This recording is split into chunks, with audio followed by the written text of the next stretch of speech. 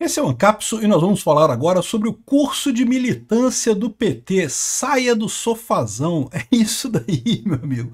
O PT está desesperado, certamente com a manifestação de ontem, é um dos motivos para isso, que ele não consegue juntar mais gente na rua. Na verdade, ele não consegue mais motivar as pessoas a irem para a rua, a defenderem as ideias do PT, e daí estão chateados e estão ensinando os petistas como é que eles devem fazer para combater a militância da extrema-direita, né, dos bolsonaristas e não sei o que lá.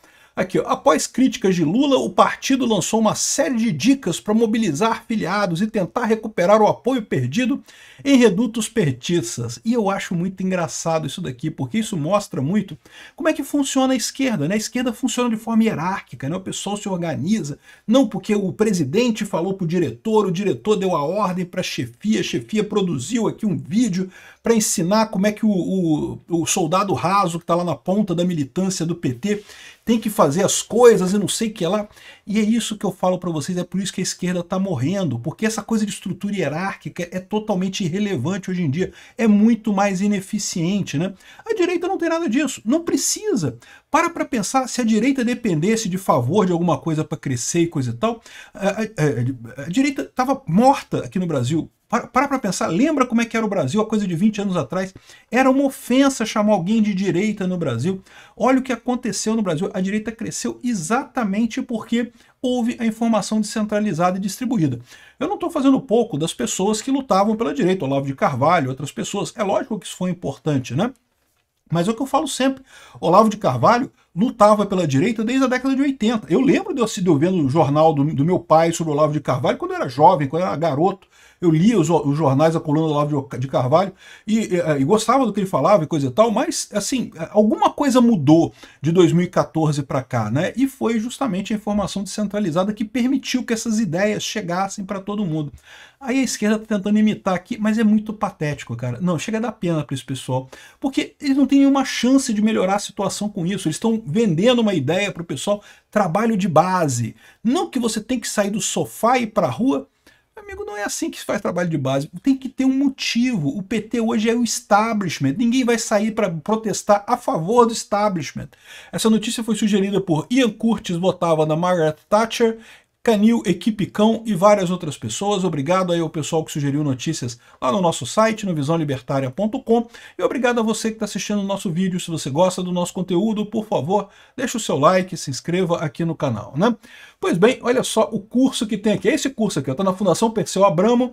Se você for aqui em cursos online, cursos de formação, está aqui, ó. Esse curso aqui, Nova Primavera 2025, jornada de formação da nova primavera, de fortalecer a organização de base do PT, capacitar a militância para atuar de forma crítica e transformadora nos seus territórios, né? Eu confesso para você, eu ia me inscrever, eu queria entrar aqui para, né, queria ver o material, ver como é que é, mas aparentemente as inscrições estão encerradas, não pode entrar mais, já estão fazendo isso, ou talvez por ter saído aqui na Veja, o pessoal ficou chateadinho e fechou o vídeo lá, né? Porque me parece um negócio meio ridículo mesmo, meio cringe até aqui, ó.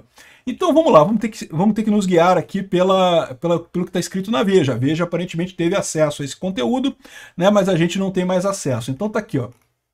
Alvo de críticas recentes feitas pelo Lula, o PT lançou um curso voltado para melhorar a mobilização do partido em torno de apoio à gestão petista na presidência. Como reaproximar a militância dos seus redutos históricos, como fazer trabalho de base, né? E aí ele fala assim, ó, o PT recomenda, por exemplo, que a militância se engaje na guerra de narrativas. E aí que eu falo para vocês, meu amigo, guerra de narrativa, cara, isso é uma besteira enorme. Não, você tem que contrapor argumentos idiotas, é lógico que tem que contrapor argumentos idiotas, né? Quando alguém fala alguma coisa, você tem que responder, é importante isso, coisa e tal. Mas eles descrevem a coisa, a esquerda coloca a coisa como guerra de narrativas, explica muito sobre como a esquerda vê o mundo, né? Para eles, não tem a verdade fundamental, não tem, é tudo narrativas. É por isso que eles ficam tão chateados com esse negócio de fake news, é o que eu falo para vocês. É por isso que eu, como libertário, e muita gente na direita, não vê a questão de fake news na internet como muito importante, porque tem a distinção básica. A verdade, ela se sobressai com o tempo. Você pode até ser enganado, não estou dizendo que você não seja enganado, que não tenha fake news, que ninguém se engane com... Não, as pessoas se enganam, coisa e tal. Mas, por definição, a mentira, ela engana algumas pessoas por algum tempo, né? E com a internet, na verdade, a tendência é esse número ficar menor ainda. Esse que é o problema, no final das contas. A esquerda sempre tratou a política como guerra de narrativas. E ela ganhava seguidamente essas guerras de narrativa. Por quê? Porque tinha os melhores argumentos, tinha as melhores narrativas? Não, por causa do esquema do Gramsci, né? O Gramsci lá atrás foi um dos caras que propôs a solução para a esquerda no mundo, né? Que foi sempre o dilema da esquerda, né? O Karl Marx, lá em 1800, lá vai pedrinha, inventou essa história toda de comunismo, não sei o que lá, e previu que ia ter a revolta do proletariado, que em algum momento a mais-valia iria fazer com que o proletariado se revoltasse contra a burguesia, e daí, né, ia haver o comunismo, a implantação do comunismo. E beleza, essa história toda do Karl Marx é errado, porque mais-valia não existe. Se você tiver alguma dúvida sobre isso, veja o meu vídeo Mais-Valia Existe lá no canal Ancapsu Classic, em que eu explico o que é mais-valia. Não é o lucro. Muita gente tem essa ideia errada de que mais-valia é o lucro. Não, mais-valia é outra coisa. E mais-valia é a diferença que o patrão ganha do salário do empregado se você contar tudo como valor trabalho. Mas enfim, o ponto é que essa teoria já está errada, justamente porque ela se baseia no valor trabalho, né? Então nunca que aconteceria essa revolta do proletariado, porque você chega num ponto, né, que a coisa se resolve pelo mercado. Supondo que, de fato, os patrões comecem a explorar muitos empregados, vai chegar um momento em que vai ter tanto... Isso é bom para os patrões, faz com que tenha mais patrões. Então vai ter patrões para disputar os empregados para poder explorar melhor. E quando você começa a ter competição pelos empregados, você começa a melhorar as condições de vida deles. Foi o que aconteceu na Revolução Industrial, né? Ou seja, a ideia de que foram os sindicatos lutando por mais direitos que melhoraram as condições de vida, isso é lorota. O que aconteceu é que começou a ter um monte de gente com empresa querendo contratar pessoas, e aí como o número de pessoas para contratar é limitado, né? Você pode falar assim, não, tem sempre muita gente para contratar, mas é gente ruim. Você quer contratar trabalhadores que trabalhem de verdade. Se você pegar o pool de pessoas desempregadas que tem aqui no Brasil, tem uma grande parcela que é gente que não quer trabalhar de jeito, que não é ruim de trabalho mesmo. Mas não adianta, isso aí não serve para ninguém.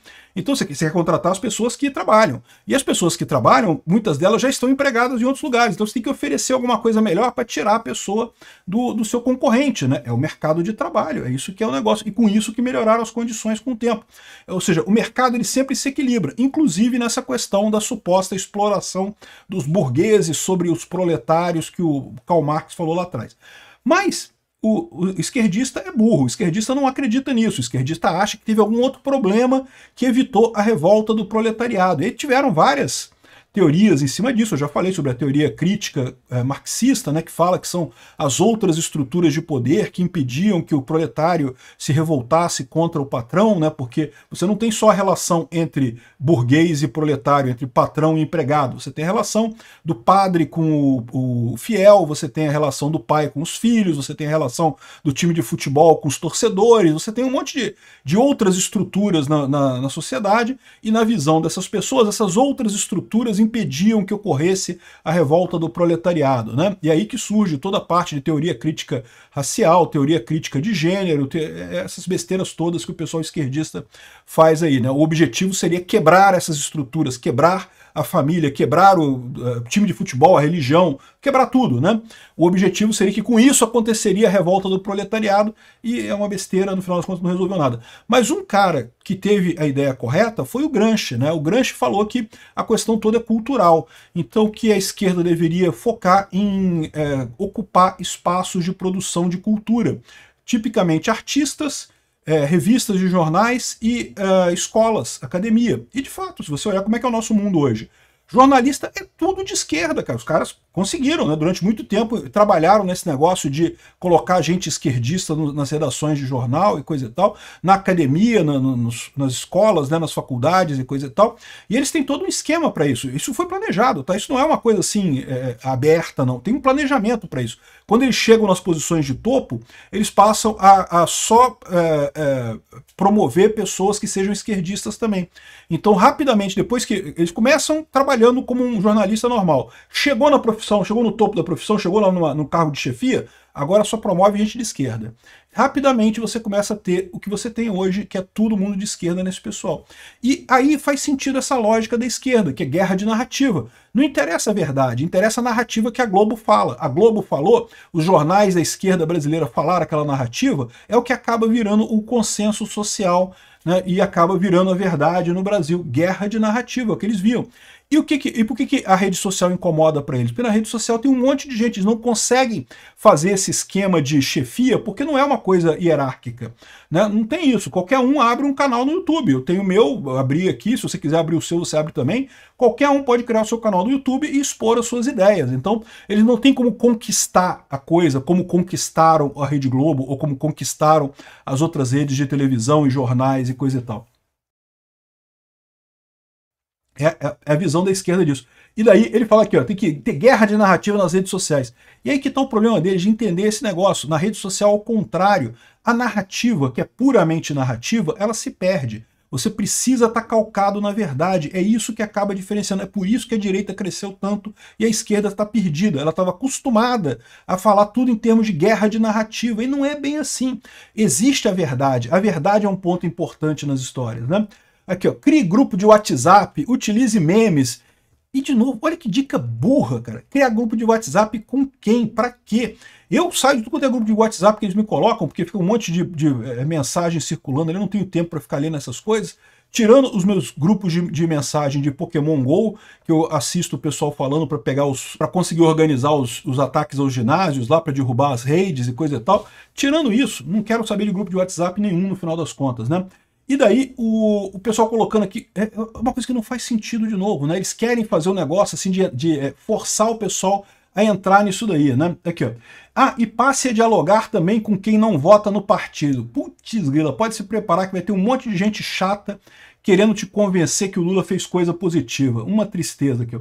O lançamento do curso acontece na esteira da pouca adesão dos petistas aos protestos organizados pela legenda para se posicionar contra a proposta de anistia do Bolsonaro. Olha o que eu estou falando. O pessoal da esquerda, todo mundo, não, que Bolsonaro fracassou, que o protesto não adiantou nada, que não sei o que lá, que mimimi. Mas no final das contas, eles estão reconhecendo que realmente, né, mesmo que o número tenha sido 45 mil, sei lá qual o número, não interessa o número, o fato é que foi enorme, muito maior do que de esquerda, né? Tem essa thread aqui do Poder 360 que dá o gráfico disso aqui, que dá uma visão disso daqui, ó. Pegou todos os protestos da direita a favor da anistia e pegou todos os protestos da esquerda contra a anistia. Então teve o PL da anistia de Bolsonaro lá no dia 6 de abril, né, esse agora, teve do dia 16 de março, teve do 7 de setembro passado, teve 21 de abril de 2024, teve 25 de fevereiro de 2024, e pegou os da esquerda todos aqui que eles fizeram e coisa e tal, e somou tudo. E olha a diferença, cara.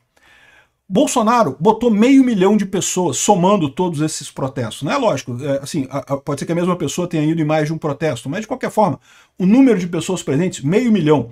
O Lula, 10 mil pessoas. E olha lá, 10 mil pessoas, porque eles quebraram o galho nessa contagem aqui do pessoal do Lula, né? Ou seja, isso mostra que o pessoal está desesperado. Por mais que eles falem, não que Bolsonaro fracassou, que não conseguiu juntar o público que esperava, que pipipi, popopó, que mimimi, mas no final das contas, meu amigo, é muito mais gente que a esquerda. E a própria esquerda está percebendo disso aqui, ó. Por que a esquerda não enche as ruas como no passado? Veja as razões apontadas por especialistas, né? E esses especialistas falam que a culpa é das redes sociais, a ascensão da extrema-direita, o que é um erro, né? A ascensão da direita, eu não chamo de extrema-direita, mas a ascensão da direita e dos libertários é uma consequência da informação descentralizada e distribuída. Não é isso que atrapalha a esquerda, né? A esquerda está lá. Dificuldade de mobilizar fora da bolha. É lógico, não, mas todo mundo tem dificuldade de mobilizar fora da bolha, né? Você convence as pessoas da sua bolha muito facilmente. O problema da esquerda é o que eu falo para vocês, a bolha é desse tamaninho, a bolha da esquerda. Esse pessoal é barulhento pra caramba, tem um monte de jornalista, tem um monte de instituto de pesquisa, um monte de pesquisador, um monte de especialista, mas se somar essa galera toda, a bolinha é desse tamanhozinho assim, ó, no final das contas. Então, esse é o ponto da esquerda, esse é o problema que eles estão tendo. E não vai ser com melhoria de encheção de saco, de encher o saco dos outros com as... Ai, fala bem do Lula, não, vista-se bem, você tem que vestir bem para falar com as pessoas e não sei o que lá.